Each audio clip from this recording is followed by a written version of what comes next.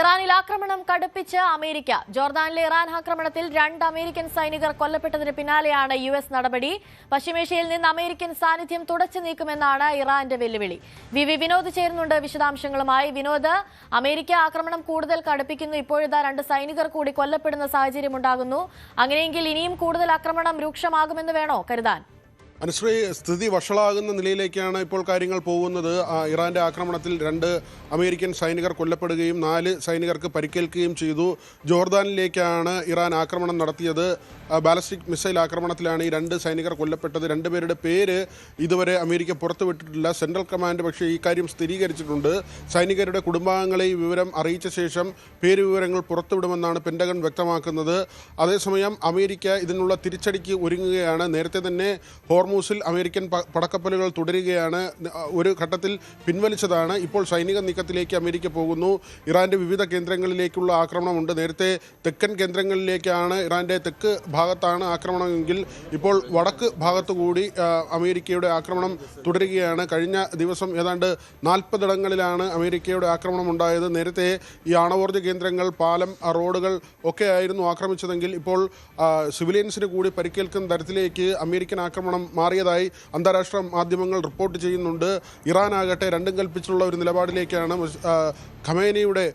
ആയത്തുള്ള ഖമേനിയുടെ സംസ്കാരം കഴിഞ്ഞതിന് ശേഷം മുസ്തഫ ഖമേനി, ഇപ്പോഴുള്ള പരമാധികാരിയാണ് അദ്ദേഹം, അമേരിക്കൻ സാന്നിധ്യം പൂർണ്ണമായും പശ്ചിമേഷ്യയിൽ നിന്ന് തുടച്ചു നിൽക്കും എന്ന ഒരു പ്രഖ്യാപനമാണ് നടത്തിയത്. അമേരിക്കയ്ക്കെതിരെ വലിയ തിരിച്ചടി ഉണ്ടാകുമെന്ന് നേരത്തെ തന്നെ ഖമേനി പറഞ്ഞിരുന്നു. മുസ്തഫയുടെ വാക്കുകൾ അങ്ങനെ ആയിരുന്നു. അതിന് പിന്നാലെയാണ് തുടർച്ചയായി ഇറാന്റെ ഭാഗത്ത് നിന്ന് ആക്രമണം ഉണ്ടാകുന്നത്. ഇറാനെ സംബന്ധിച്ച് വലിയ സാമ്പത്തിക നഷ്ടവും രാഷ്ട്രീയമായി അവർക്ക് മോശമായ സാഹചര്യത്തിലേക്ക് പോകുന്ന നിലയുമുണ്ട്. കാരണം ഹോർമൂസിൽ മറ്റൊരു പാത ഒമാൻ തുറന്നതാണ് അവരെ ഏറ്റവും കൂടുതൽ പ്രകോപിപ്പിച്ചിരിക്കുന്നത്. ഹോർമൂസിൽ വലിയ അപ്രമാദിത്വം ഇറാൻ ഉണ്ടായിരുന്നു. എന്നാൽ ഒമാൻ തീരത്തുകൂടി 2 പുതിയ പാതകൾ തുറക്കുകയും കപ്പലുകൾ ആ വഴി സഞ്ചരിക്കുകയും ചെയ്യുന്നു. അങ്ങനെയെങ്കിൽ ഇറാന്റെ തീരത്തേക്ക് കപ്പലുകൾ എത്തുന്ന നിലയുണ്ടാകില്ല. അവർ ചുങ്കപ്പിരിവ് ഉൾപ്പെടെയുള്ള കാര്യങ്ങൾ നേരത്തെ തീരുമാനിച്ചിരുന്നതാണ്. ഇങ്ങനെ ഹോർമൂസിൽ അമേരിക്ക പിടിമുറുക്കുകയാണ്. അവിടെ 20% ചുങ്കം അമേരിക്ക പിരിക്കാനും തീരുമാനിച്ചിരുന്നു. പക്ഷേ പിന്നീട് അത് GCC രാജ്യങ്ങളുടെ എതിർപ്പിനെ തുടർന്ന് ഒഴിവാക്കിയിരുന്നു. എന്നാൽ ഇപ്പോൾ GCC രാജ്യങ്ങൾ ഇറാനെതിരെയുള്ള യുദ്ധം അമേരിക്ക കടുപ്പിക്കണമെന്ന ആവശ്യം മുന്നോട്ട് വച്ചിരിക്കുകയാണ്. കാരണം നിരന്തരമായി കുവൈറ്റിലേക്കും ഖത്തറിലേക്കും സൗദിയിലേക്കും ബഹ്റൈനിലേക്കും UAE-യിലേക്കും ഒക്കെ തന്നെ ഇറാന്റെ ആക്രമണം ഉണ്ടാകുന്നു. ഇത് വലിയ സാമ്പത്തിക നഷ്ടം അവർക്ക് വരുത്തുകയാണ്. ആയുധമായി ബന്ധപ്പെട്ട ആയുധശേഷിയിൽ കുറവ് വരുത്തുന്നു. അതുകൊണ്ട് തന്നെ കൂടുതൽ പണം പ്രതിരോധത്തിന് വേണ്ടി ചെലവഴിക്കേണ്ട നിലയിലേക്ക് ഗൾഫ് രാജ്യങ്ങൾ പോകുന്നു. മാത്രമല്ല, എണ്ണയുടെ കയറ്റുമതി വലിയ തോതിൽ കുറയുന്നുണ്ട്. റഷ്യ ഉൾപ്പെടെയുള്ള രാജ്യങ്ങൾ ഈ അവസരം മുതലെടുത്തുകൊണ്ട് തന്നെ വലിയ രീതിയിൽ സാമ്പത്തിക നേട്ടം ഉണ്ടാക്കുമ്പോൾ ഗൾഫ് രാജ്യങ്ങൾക്ക് കനത്ത തിരിച്ചടിയാണ് ഉണ്ടാകുന്നത്. എണ്ണവില വല്ലാതെ ഉയരുകയും ഈ സഞ്ചാരം, ഹോർമൂസിലൂടെയുള്ള കപ്പലുകളുടെ സഞ്ചാരം തടസ്സപ്പെടുകയും ചെയ്തതോടുകൂടി ഇന്ത്യ അടക്കമുള്ള രാജ്യങ്ങൾക്കും വലിയ ആശങ്കയുണ്ട്. കാരണം എണ്ണവില കുതിച്ചു വരികയാണ്. ഒരു ഘട്ടത്തിൽ $70 താഴെ ബാരലിന് ഉണ്ടായിരുന്നത് ക്രൂഡ് ഓയിലിന് ഇപ്പോൾ വലിയ തോതിൽ ഉയരുന്നുണ്ട്. 90-നടുത്ത് എത്തുന്ന ഒരു നിലയുണ്ടായി. നേരത്തെ ഏതാണ്ട് 115 വരെ 120 വരെയൊക്കെ തന്നെ യുദ്ധസമയത്ത് അങ്ങനെ എണ്ണവില കൂടുന്ന ഒരു സാഹചര്യം ഉണ്ടായിരുന്നു. ഇത് ഇന്ത്യ ഉൾപ്പെടെയുള്ള രാജ്യങ്ങളെ സംബന്ധിച്ചും ആശങ്ക ഉണ്ടാക്കുന്നതാണ്. മറ്റൊരു കാര്യം, ഈ സമവായ ചർച്ചകൾ, അതിനുള്ള സാധ്യത പൂർണ്ണമായും അടഞ്ഞിരിക്കുകയാണ്. ഇപ്പോൾ ഒരു രാജ്യങ്ങളും ഈ മധ്യസ്ഥ ചർച്ചയുമായി മുന്നോട്ട് വരാൻ തയ്യാറാകുന്നില്ല. പ്രത്യേകിച്ച് പാകിസ്ഥാനാണ് ഇതിൽ മുൻകൈ എടുത്തിരുന്നത്. പാകിസ്ഥാനെ സംബന്ധിച്ച് നമുക്കിപ്പോൾ അറിയാം, അവിടെ ബലൂജ് പോരാളികൾ അവർ വിമത രാജ്യം പ്രഖ്യാപിക്കുകയും പ്രത്യേക കറൻസി ഇറക്കുകയും അവരുടെ ദേശീയഗാനവും പതാകയും എന്നുള്ള നിലയ്ക്ക് പാകിസ്ഥാനിൽ വലിയ അന്തഃഛിദ്രം നടക്കുന്നു. POKയിൽ വലിയ ആഭ്യന്തര കലാപം നടക്കുകയാണ്. അവിടെയുള്ള ജനങ്ങളും പാകിസ്ഥാൻ ഭരണകൂടത്തിനെതിരെ തിരിയുന്ന ഒരു സാഹചര്യമാണ്. ഇസ്ലാമാബാദിൽ 2ാം ഘട്ട ചർച്ച നടത്താനാണ് നേരത്തെ തീരുമാനിച്ചിരുന്നത്. ആദ്യഘട്ട ചർച്ച നടത്തിയിരുന്നു. അതിൻ്റെ അടിസ്ഥാനത്തിലാണ് പിന്നീട് 60 ദിവസത്തെ ഒരു സമാധാന കരാറിലേക്ക്, അത് സ്വിറ്റ്സർലൻഡിൽ വെച്ചാണ് കരാർ ഒപ്പിട്ടത്. പക്ഷേ ആ കരാർ പ്രാബല്യത്തിൽ വന്നതിന് തൊട്ട് പിന്നാലെ തന്നെ ഈ പ്രകോപനം ഈ രാജ്യങ്ങൾ, ഇറാനും അമേരിക്കയും ഇസ്രായേലും ഒക്കെ തന്നെ പ്രകോപനം പരസ്പരം സൃഷ്ടിക്കുകയും ഈ കരാറിന് ഒരു വിലയുമില്ലാത്ത നിലയിലേക്ക് പോവുകയും ചെയ്തു. അതുകൊണ്ട് തന്നെ ഇനി ഒരു ചർച്ചയ്ക്കുള്ള സാധ്യത വിദൂരമാണ്. ഒമാനോ ഖത്തറോ നേരത്തെ ഇടപെട്ട രാജ്യങ്ങൾ, തുർക്കി അടക്കമുള്ള രാജ്യങ്ങൾ ഇപ്പോൾ ഇടപെടുന്നതിന് തയ്യാറാകുന്നില്ല എന്നത് തന്നെയാണ് ഏറ്റവും ശ്രദ്ധേയമായി കാണേണ്ടത്. അങ്ങനെയെങ്കിൽ ഇത് വലിയ പോരാട്ടത്തിലേക്ക് പോകും, ഏറ്റുമുട്ടലിലേക്ക് പോകും. ഇറാൻ്റെ വലിയ പ്രഖ്യാപനം ഉണ്ടായിരിക്കുന്നു. അവരെ സംബന്ധിച്ച് പശ്ചിമേഷ്യയിൽ നിന്ന് അമേരിക്ക പിന്മാറുക എന്നതാണ്. അത് ഇപ്പോഴത്തെ സാഹചര്യത്തിൽ സാധ്യമാണെന്ന് തോന്നുന്നില്ല. ഈ 2 അമേരിക്കൻ സൈനികർ കൊല്ലപ്പെട്ടതോടുകൂടി അമേരിക്കയിൽ നേരത്തെ ട്രംപിനെതിരെ ചില വികാരങ്ങൾ ഉണ്ടായിരുന്നെങ്കിലും റിപ്പബ്ലിക്കൻ പാർട്ടിയിൽ നിന്നുൾപ്പെടെ എതിർപ്പുണ്ടായിരുന്നു. എന്തിനു വേണ്ടിയാണ് ഈ യുദ്ധം എന്ന ചോദ്യമൊക്കെ ഉണ്ടായിരുന്നു. ഇപ്പോൾ പക്ഷേ അങ്ങനെയല്ല സ്ഥിതി. ഇങ്ങനെ 16 സൈനികരാണ്, അമേരിക്കൻ സൈനികരാണ് കൊല്ലപ്പെട്ടത്. ഏറ്റവും ഒടുവിൽ 2 പേർ കൊല്ലപ്പെടുകയും 4 പേർക്ക് പരിക്കേൽക്കുകയും ചെയ്തതോടുകൂടി ട്രംപിനും അമേരിക്കയിൽ നിന്നുള്ള പിന്തുണ ഏറുകയാണ്. അങ്ങനെയെങ്കിൽ ഒരുപക്ഷെ ഇത് കാര്യങ്ങൾ കൈവിട്ടു പോകുന്ന നിലയിലേക്ക് എത്തും. അനുശ്രീ, വിനോദ് നേരത്തെ പറഞ്ഞതുപോലെ തന്നെ ഈ ചർച്ചകൾക്കുള്ള സാധ്യതകളൊക്കെ മങ്ങിത്തുടങ്ങുന്ന ഒരു സാഹചര്യമാണ് ഇപ്പോഴുള്ളത്. അതുപോലെ തന്നെ പശ്ചിമേഷ്യയിൽ നിന്ന് അമേരിക്കൻ സാന്നിധ്യം പൂർണ്ണമായി തുടച്ചു നീക്കുമെന്ന് ഇറാൻ വെല്ലുവിളിക്കുകയും ചെയ്യുന്നു. അങ്ങനെയെങ്കിൽ ഇപ്പോൾ അമേരിക്കയുടെ ഭാഗത്തു നിന്നുണ്ടായ ഈ ആക്രമണത്തിനൊരു തിരിച്ചടി ഇറാന്റെ ഭാഗത്തു നിന്നുണ്ടാകുമെന്ന് തന്നെ വേണ്ടേ നമ്മൾ കരുതാൻ? ഇറാന്റെ ആക്രമണം തുടർച്ചയായി സംഭവിക്കുന്നത് ഗൾഫ് രാജ്യങ്ങളിലേക്കാണ്. കാരണം അമേരിക്കയ്ക്ക് ഇങ്ങനെ സൈനിക താവളങ്ങൾ തുറന്നുകൊടുത്തതിൻ്റെ പേരിലാണ് ഗൾഫ് രാജ്യങ്ങളെ തുടരെ ആക്രമിക്കുന്നത്.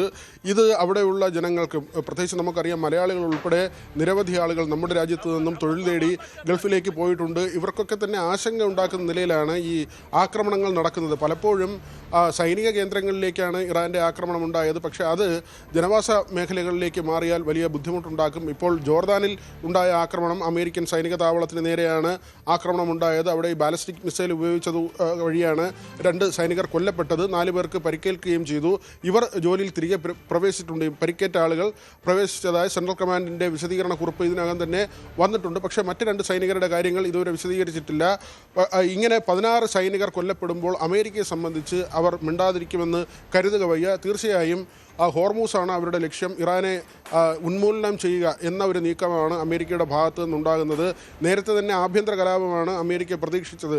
ആയത്തുള്ള അലി ഖമേനിയുടെ മരണശേഷം അവിടെ ഒരു ജനകീയ പ്രക്ഷോഭം ഉണ്ടാകുമെന്നും അവിടെ ഈ സർക്കാർ അട്ടിമറിക്കപ്പെടുമെന്നും കരുതിയിരുന്നു. നെതന്യാഹുവിൻ്റെ ആദ്യത്തെ വാർത്താക്കുറിപ്പ് തന്നെ അങ്ങനെ ആയിരുന്നു. ഇസ്രായേൽ പ്രതീക്ഷിച്ചത് അങ്ങനെ തന്നെയാണ്. അവരുടെ വാക്കുകൾ, അല്ലെങ്കിൽ ആ രാജ്യത്തിൻ്റെ വാക്കുകൾ എങ്ങനെയായിരുന്നു? നിങ്ങൾക്കതാ സ്വതന്ത്രമായി ജീവിക്കാനുള്ള അവസരം തുറന്നു കിട്ടിയിരിക്കുന്നു, നിങ്ങൾ തെരുവിലേക്ക് ഇറങ്ങൂ എന്ന ഒരു പ്രഖ്യാപനമാണ് അന്ന് നടത്തിയത്. പക്ഷേ അവിടെ സംഭവിച്ചത് ഇറാൻ ജനത ഒന്നാകെ ഈ ഭരണകൂടത്തിനോടൊപ്പം നിൽക്കുകയായിരുന്നു. പക്ഷേ പിന്നീട് ആ ഭരണകൂടത്തിൽ തന്നെ, അല്ലെങ്കിൽ തലപ്പത്ത് തന്നെ ചില പ്രശ്നങ്ങൾ ഉണ്ടായതായ ചില വിവരങ്ങൾ വന്നു. അത് പ്രത്യേകിച്ച് ഇറാന്റെ പ്രസിഡന്റ് പെസഷ്കിയാൻ, അതോടൊപ്പം തന്നെ വിദേശകാര്യമന്ത്രി അബ്ബാസ് അരഗ്ചി തുടങ്ങിയവർ അമേരിക്കൻ താല്പര്യത്തോട് ചേർന്ന് നിൽക്കുന്നു എന്നൊരു വികാരമുണ്ടാകുകയും ജനങ്ങൾ ഇവർക്കെതിരെ തെരുവിലിറങ്ങുകയും ഇവരെ വധിക്കണമെന്ന ആവശ്യം പോലും ഉന്നയിക്കുകയും ചെയ്തിരുന്നു. അവിടെയാണ് മുസ്തഫയുടെ ഇടപെടലുണ്ടാകുന്നത്. മുസ്തഫ ഒളിവിലാണ്, എവിടെയെന്ന് ആർക്കും അറിയില്ല. പക്ഷേ അദ്ദേഹത്തിൻ്റെ വാർത്താക്കുറിപ്പുകൾ വരുന്നുണ്ട്.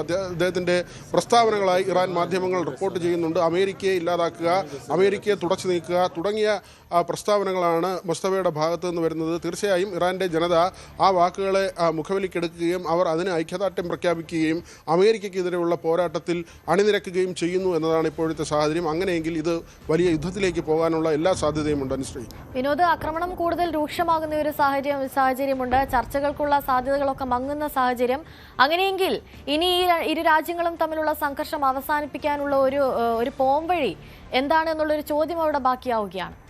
ഇവിടെയാണ് ഈ സമവായ ചർച്ചകളുടെ സാധ്യത. അത് പക്ഷേ പൂർണ്ണമായും ഇപ്പോൾ ഇല്ലാതായിരിക്കുന്നു എന്ന് തന്നെ നമുക്ക് പറയാം. കാരണം ഒരു രാജ്യങ്ങളും ഇപ്പോൾ മുന്നിട്ട് വരുന്നില്ല. കാരണം സ്വിറ്റ്സർലാൻഡിൽ ആദ്യം ഇസ്ലാമാബാദ് ചർച്ച നടക്കുന്നു, പിന്നീട് സ്വിറ്റ്സർലാൻഡിൽ വെച്ച് ഇങ്ങനെ ഒരു സമാധാന കരാർ ഒപ്പിടുന്നു. 60 ദിവസത്തെ വെടിനിർത്തലാണ്. അതിന് ഉള്ളിൽ ധാരണയുണ്ടാക്കാം, മറ്റൊരു അന്തിമമായ കരാറിലേക്ക് പോകാം എന്നതിൻ്റെ അടിസ്ഥാനത്തിലാണ് വെടിനിർത്തൽ പ്രഖ്യാപിക്കുന്നത്. പക്ഷേ ആ വെടിനിർത്തൽ പ്രഖ്യാപിച്ച് 2 ദിവസത്തിനുള്ളിൽ വീണ്ടും ഇസ്രായേലിൻ്റെ ഭാഗത്ത് നിന്ന് ലബനനിലേക്ക് ആക്രമണം ഉണ്ടാകുന്നു. അവിടെ ഹിസ്ബുള്ള കേന്ദ്രങ്ങളിലേക്കാണ് ആക്രമണം ഉണ്ടായത്. ഇതോടുകൂടി ഇറാൻ തിരിച്ചടിക്കുന്നു.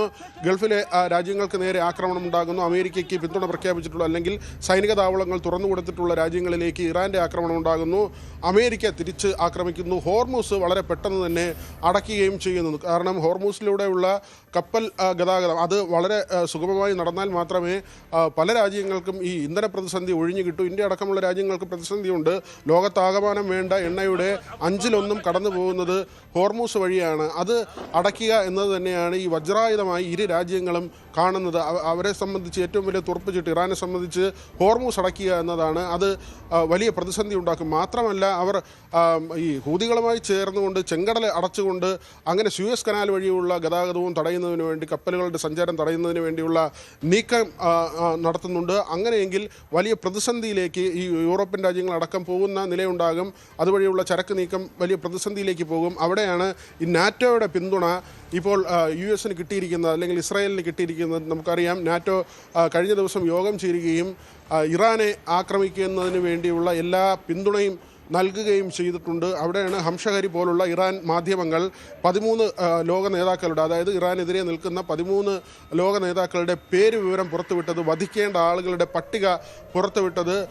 അവിടെ അമേരിക്കൻ സെനറ്റർ, റിപ്പബ്ലിക്കൻ സെനറ്റർ കൊല്ലപ്പെടുകയും അദ്ദേഹത്തിൻ്റെ മരണവുമായി ബന്ധപ്പെട്ട് വലിയ ആശങ്കകൾ ഉടലെടുക്കുകയും ചെയ്തിരുന്നു. അദ്ദേഹത്തിൻ്റെ മരണം കൊലപാതകമാണ് എന്ന തരത്തിലുള്ള വിവരങ്ങൾ പുറത്തു വന്നു. കാരണം ട്രംപുമായി ഏറ്റവും ചേർന്ന് നിൽക്കുന്ന വ്യക്തിയാണ് കൊല്ലപ്പെട്ടത് അല്ലെങ്കിൽ മരിച്ചത്.